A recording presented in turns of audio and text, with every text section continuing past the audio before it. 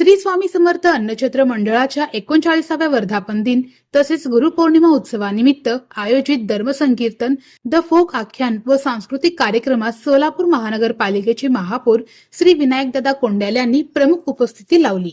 यावेळी सौ धनश्रीताई कोंड्याल याही उपस्थित होत्या। महापौर श्री विनायकदादा कोंड्याल व सौ धनश्रीताई कोंड्याल यांनी श्री स्वामी समर्थ मंदिरात दर्शन घेऊन श्री स्वामी समर्थांचे आशीर्वाद घेतले।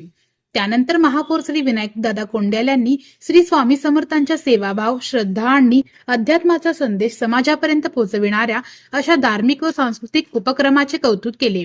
गुरुपौर्णिमेच्या निमित्ताने आयोजित कार्यक्रमामुळे समाजात अध्यात्म संस्कारांनी सामाजिक ऐक्याची भावना अधिक दृढ होत असल्याचे त्यांनी सांगितले।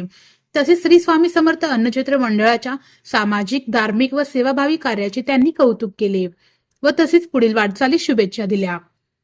यावेळी संस्थेचे कार्याध्यक्ष अमोलराजे भोसले यांनी महापौर श्री विनायकदादा कोंड्याल तसेच सौ धनश्रीताई कोंड्याल यांचा शाल, श्रीफळ व पुष्पगुच्छ देऊन सन्मानपूर्वक सत्कार केला।